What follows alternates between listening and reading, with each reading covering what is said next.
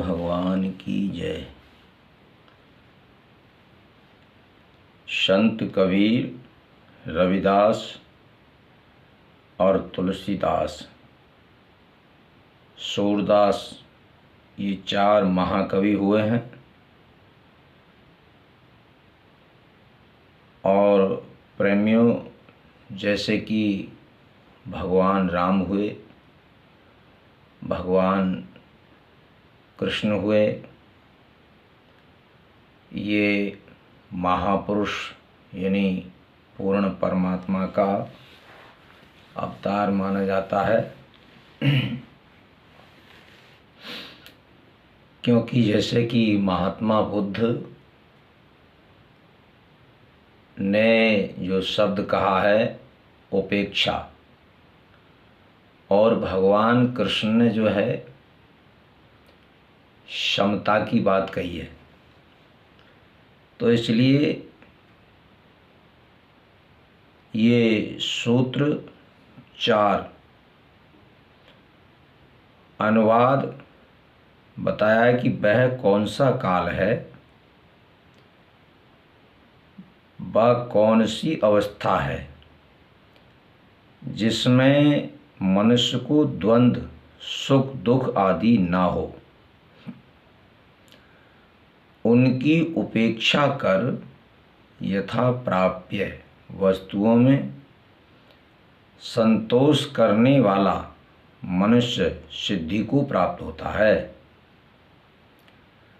व्याख्या: सुख दुख, जीवन मरण, लाभ हानि, संघर्ष, शांति, पुरुष, प्रकृति, जड़, चेतन आदि अनेक प्रकार के द्वंद्व सृष्टि में दिखाई देते हैं। अष्टावक्र कहते हैं कि ये सृष्टि द्वंद्व पर ही टिकी आधारित है। ये सृष्टि द्वंद्व पर ही आधारित है। ये विपरीत ध्रुवों के सहयोग से ही चलती है। ये द्वंद्व किसी भी काल में भूत, भविष्य, वर्तमान तथा किसी भी अवस्था में कभी भी शांत नहीं हुए हैं। ये सदा रहेंगे ही। ये द्वंद्व एक ही सिक्के के दो पक्षों की भांति हैं। या तो दोनों रहेंगे या दोनों हटेंगे।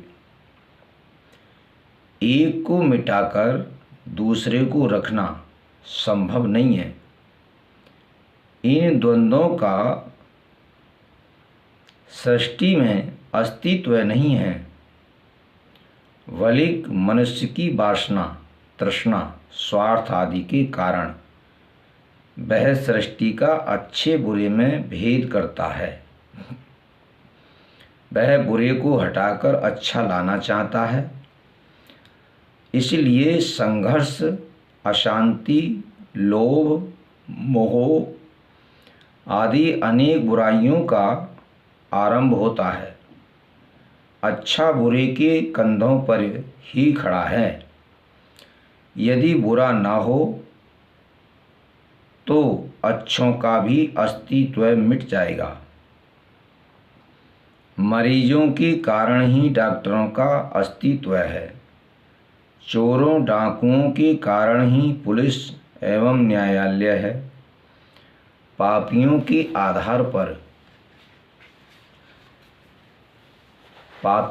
आधार पर ही संत महात्मा टिके हुए हैं। मृत्यु पर ही जीवन टिका है। नैतिक आदमी दोनों में भेद करके चलता है। बुरे को हटाकर अच्छे को लाना चाहता है। किंतु सृष्टि में दोनों संयुक्त हैं। इनको हटाया ही नहीं जा सकता। इसलिए अध्यात्म दोनों को ईश्वरीय मानकर उन्हें स्वीकार करने की बात कहता है कि ये भेद मनुष्य के मन के कारण दिखाई देते हैं। मन के पार कोई भेद नहीं है। सभी भेद समाप्त होकर एक द्वय का अनुभव होने लगता है। यही ज्ञान है। जब तक भेद दिखाई दे तब तक अज्ञान है। इसलिए अष्टावक्र कहते हैं कि इनकी उपेक्षा कर यथा प्राप्य वस्तुओं में संतोष करने वाला ही आत्म सिद्धि को प्राप्त होता है, उसी को आत्म ज्ञान होता है। सृष्टि में भेद दृष्टि रखने वाले ज्ञान के अधिकारी नहीं हैं। बुद्ध ने भी उपेक्षा शब्द का ही प्रयोग किया है। तंत्र कहता है सब कुछ ईश्वरीय समझकर स्वीकार कर लेना है। भक्त कहता है अच्छा बुरा सुख दुख सब उसी का है, वही देता है, अतः हमें उसकी आज्ञा समझकर स्वीकार करना है। भाषाएं भिन्न भिन्न हैं किंतु अर्थ एक ही है कि द्वंद्व को स्वीकार करना ही मुक्ति का मार्ग है। सूत्र 5 में महर्षियों के, योगियों के एवं साधुओं के अनेक मत हैं। ऐसा देखकर उपेक्षा को प्राप्त हुआ। कौन मनुष्य शांति को नहीं प्राप्त होता। व्याख्या। दुनिया में विभिन्न प्रकार के मत हैं, विभिन्न मान्यताएं हैं, विभिन्न प्रकार के सिद्धांत हैं, विभिन्न क्रियाएं पद्धतियां हैं, विभिन्न एवं साधनाएं हैं। इनमें सत्य कहीं भी नहीं है। सत्य एक ही है।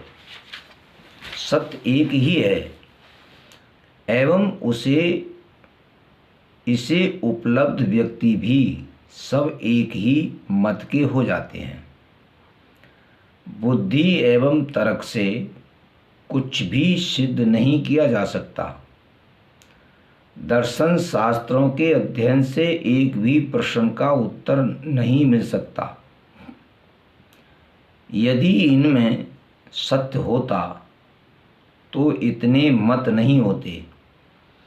सत्य सभी मतों, मान्यताओं, सिद्धांतों के पार है। ये मान्यतावादी, सिद्धांतवादी, तर्कवादी सब बुद्धि को भ्रांत करने वाले हैं।